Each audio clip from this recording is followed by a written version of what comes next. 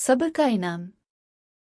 आगा साहिब किराया लेने आए तो उनका किराएदार मौजूद नहीं था, बल्कि एक खतरनाक शक्ल वाला इंसान बाहर आया और उसने आगा साहिब को बताया कि वो इस मकान का नया मालिक है। आगा साहिब ये सुनकर चकरा गए। उन्हें लगा कि शायद ये झूठ है, मगर इस शख्स ने जिस तरह उनके मुंह पर दरवाज़ा बंद किया, वो समझ गए कि उनके साथ हाथ हो गया है। इसके बाद उनकी जिंदगी मुश्किल से मुश्किल तर होती गई। उन्होंने हर मुमकिन कोशिश कर ली, हर दरवाज़ा खटखटाया, मगर कुछ न बन सका। पुलिस के पास रिपोर्ट दर्ज कराई तो भी कुछ न हुआ। कब्जा करने वाले शख्स के पास पक्के कागजात थे। फिर यह मामला अदालत तक पहुंच गया, जहां एक तकलीफ दे और सब्र आजमा अमल का आगाज हुआ। दिन हफ्तों और हफ्ते महीनों में बदलने लगे। इस तरह कई साल गुजर गए। आगा साहिब के पास जो कुछ था उन्होंने मुकदमे पर लगा दिया, फिर जेवर और घर की कीमती अशिया बेची, आखिर में कर्ज लिया, मगर नतीजा कुछ ना निकला। इन चंद सालों ने उनकी कमर तोड़ कर रख दी। उन्हें एहसास होने लगा कि उनकी जिंदगी में इस मुकदमे का फैसला नहीं हो सकता, और वो खुद भी बिस्तर से जा लगे। इन हालात में उनकी अहलिया ही थी जो उनका हौसला बढ़ाती थी और सब्र करने का कहती। आखिर एक दिन आगा साहिब फट पड़े, नहीं होता मुझसे सब्र, और कितना सब्र करूं, कब तक करूं। कहते कहते उनको खांसी का दौरा पड़ गया। वो खांसते खांसते बेहाल हो गए। अहलिया पानी लेने दौड़े और अहमद भागता हुआ आया और उनकी पीठ सहलाने लगा।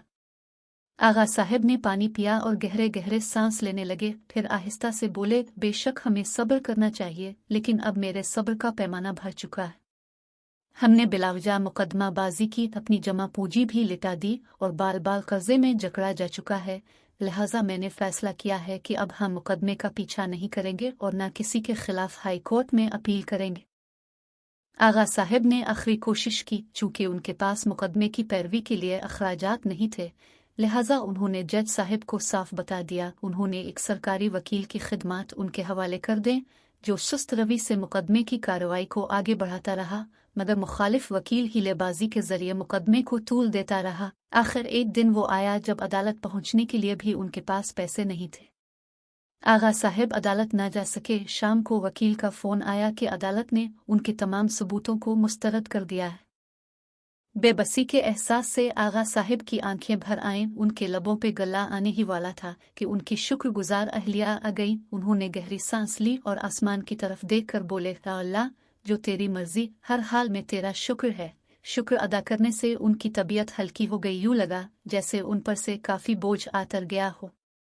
अपने सारे मामलात उन्होंने खुदा के हवाले कर दिए थे।